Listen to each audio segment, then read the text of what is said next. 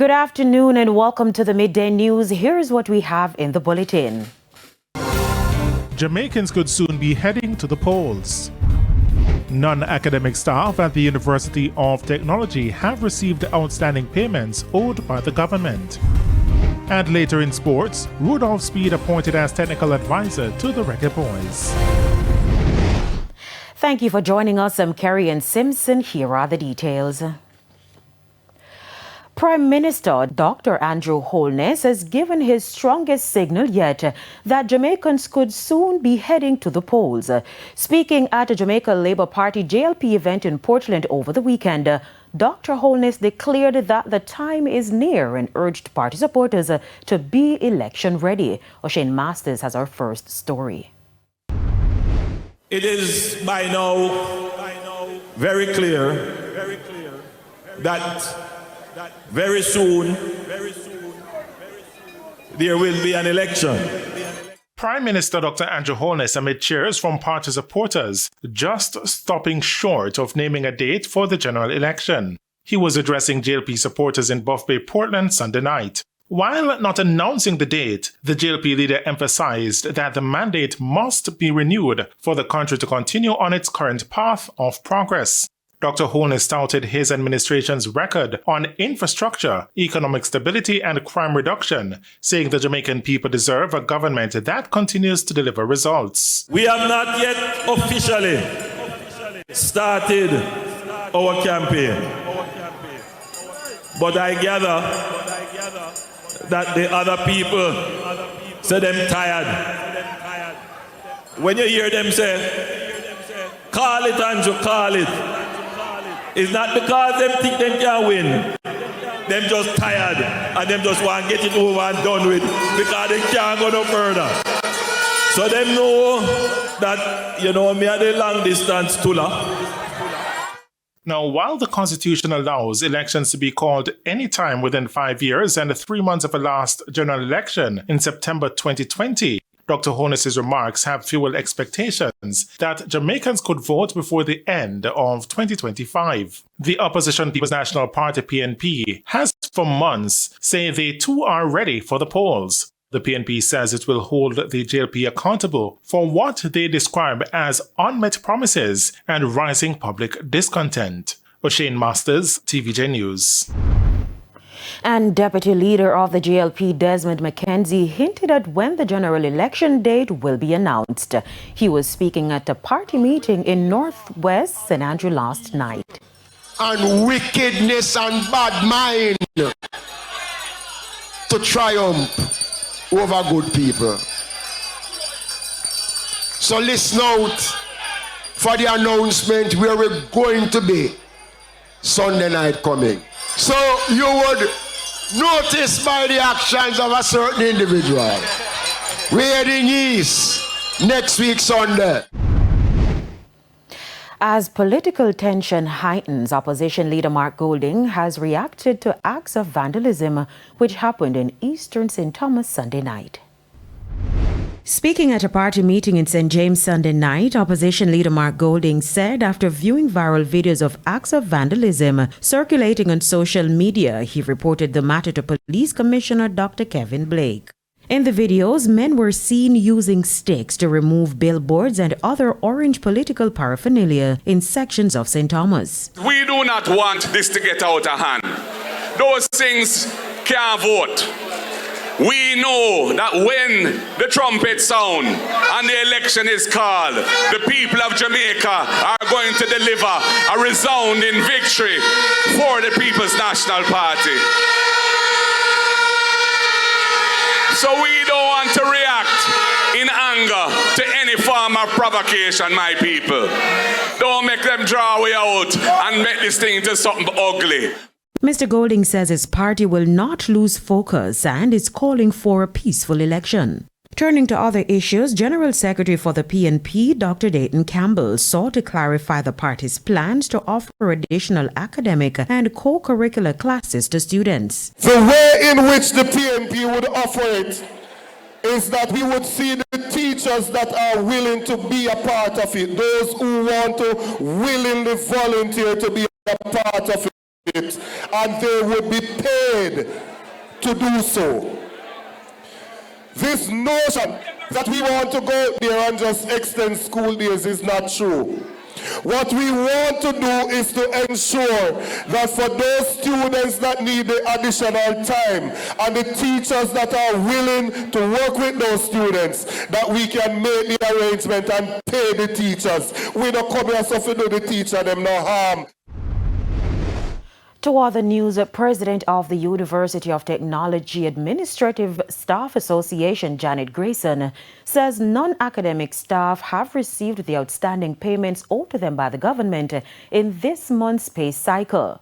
Just a week ago, Ms. Grayson reported that they were informed that the funds would not be disbursed, causing considerable concern among staff members. At the time, she warned of possible action if payments were not made. This medium to thank the media for highlighting our situation concerning our government of Jamaica compensation review exercise and our retroactive payments. And we are pleased to announce that the payments were made. Yes, we have some teething pains that we are trying to iron out, but we received our just compensation in our payroll for July 2025. We extend thanks to the Ministry of Finance, the Ministry of Education, and in particular to our management team who ensured that this payment due to the staff was paid. Now that the funds have been paid, Ms. Grayson is urging the government to ensure that public sector workers are paid on time to prevent similar situations in the future. Going forward, we hope no other body or any of our other members, our other groups do not have to suffer this atrocity, and that the government should do all that they can to ensure that when we make promises, we are able to stand by them, because persons are really relying on their payments that they should have, relying on the payments that they should have received.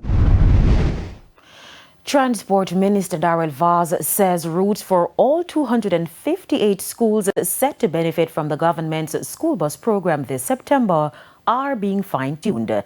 This comes amid concerns recently raised by the opposition regarding planned routes. Mr. Vaz assured the public that the ministry is actively addressing the issue to ensure a smooth rollout come September morning. We are fine-tuning because we have the stakeholders that we're still consulting. We just finished with the MPs, and there have been some changes to routes based on input that we have gotten. Routes, there is a draft set of routes which total about 104 the last time I met, and these have been designed by the Ministry of Education, not by the JUTC and not by the Ministry of Transport, by the Ministry of Education, who has all the empirical evidence and numbers to be able to know exactly where best the buses will suit the routes. Mr. Vaz made the comments during a recent test run of some of the buses in Manchester. So there are three sets of tests that are being done. We have the training of the drivers that JUTC is recruiting. Those drivers will be testing the routes themselves. Let me just remind Jamaica that we have three different sizes of buses. We have a 72-seat, a 54-seat, and a 32-seat. So when you hear the propaganda about the bus can't get into the nooks and crannies of Jamaica, that is all thought out. More than 60 teachers will be more equipped with skills to enhance learning come September, following the ongoing Teach the Teachers initiative in Westmoreland. The project is a partnership between Great Shape Incorporation, Sanders Foundation, and the Ministry of Education. Kimberly Petty reports.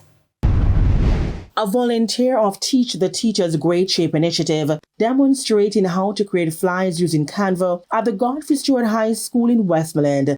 He's one of over 56 volunteers from the United States who will be providing training, mentorship, and classroom resources to teachers in the parish. Kate Fairchild is the co-director. Well, it's an initiative to really give back to the Jamaican teachers and to give them skills in computers, math, behavior, and small group curriculum.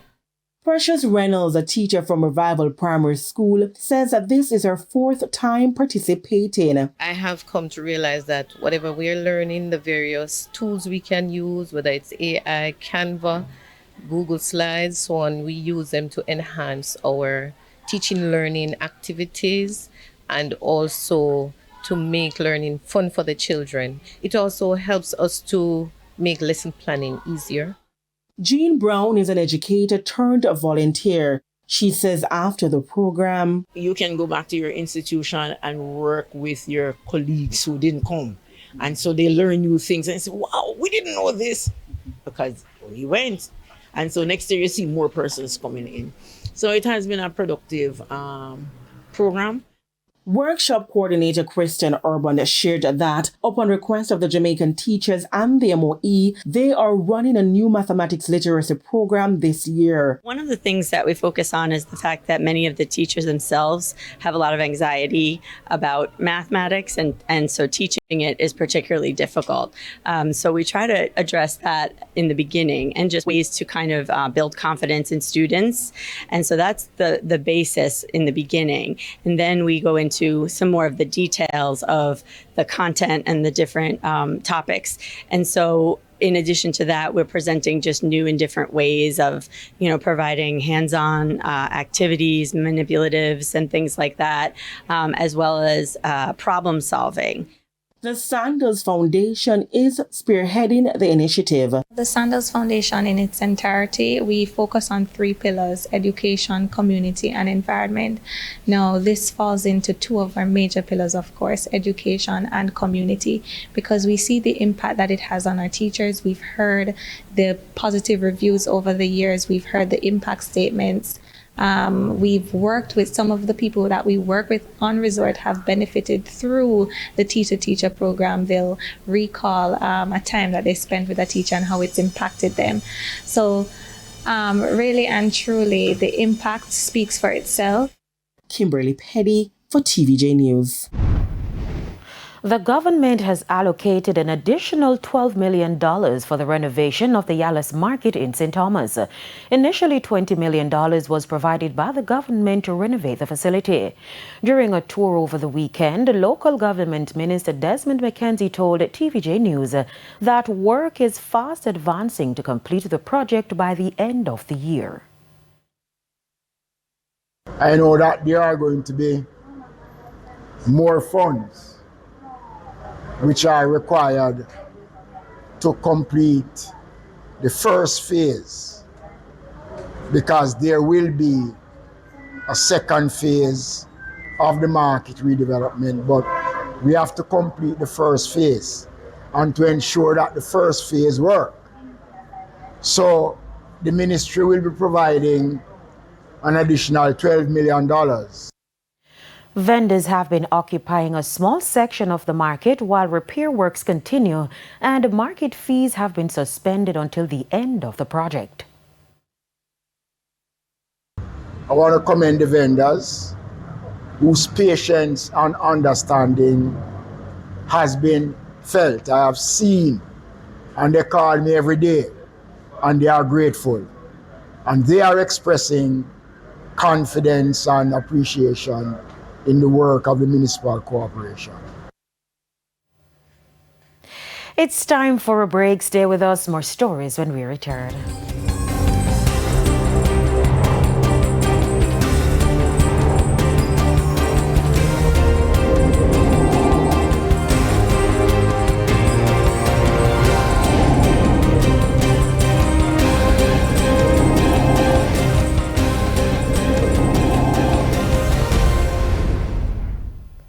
Welcome back to the Midday News. It's now time for the Business Minute. Digicel is gearing up to take on more debt with plans to raise over $2.9 billion through a series of new bond offerings and loans. Latin Finance reports the company intends to sell $1.55 billion in 7-year secured bonds and $415 million in 8-year notes. These 7-year bonds will be co-issued by Digicel International and Digicel US LLC, while Digicel Midco Limited will co-issue the 8-year notes. In addition, Digicel is seeking a $750 million 7-year loan and a $200 million revolving credit facility. The move follows earlier debt activity, including a $600 million bond sale in 2019 and two major debt restructurings in 2020 and 2023. Further afield, after weeks of tense negotiations, the European Union and US have struck a framework deal. It comes on the eve of America's latest round of tariff talks with China. Ultimately, it took leaders from Washington and Brussels to sit down face-to-face to reach Sunday's agreement. The consolation for the EU is that it now faces a 15% US tariff rather than the 30% that had been threatened. But it is still a major climb down, as the rate is a lot higher than before Trump's so-called Liberation Day in April and not as good as the UK's 10% rate. It also means EU car makers will face a 15% US import tax rather than the 25% global tariff that was introduced in April. For the Business Minute, I'm Shane Masters. Time now for the top stories from around the world. In the region, Haiti's government announced Friday that it has sent 150 soldiers to Mexico for training in the latest effort to fight back gangs that have gained almost entire control of the troubled country's capital. Under the agreement between the two countries, a total of 700 soldiers are to be trained in Mexico as Haiti seeks to revive its military. Between October 2024 to June 2025, more than 4,800 people across Haiti were killed by gang violence. Hundreds more have been injured, kidnapped, raped, and trafficked, according to the United Nations. On the international scene, the United States and the European Union have reached a trade deal, ending a months-long standoff between the two world's biggest economic partners. After make-or-break negotiations between President Donald Trump and European Commission President Ursula von der Leyen in Scotland, the pair settled on a US tariff on all EU goods of 15%. That is half the 30% import tax rate Trump had threatened to implement starting on Friday. He said the 27-member bloc would open its market to US exporters with 0% tariffs on certain products. And we head to a quick break. When we come back, we'll have your midday sports report.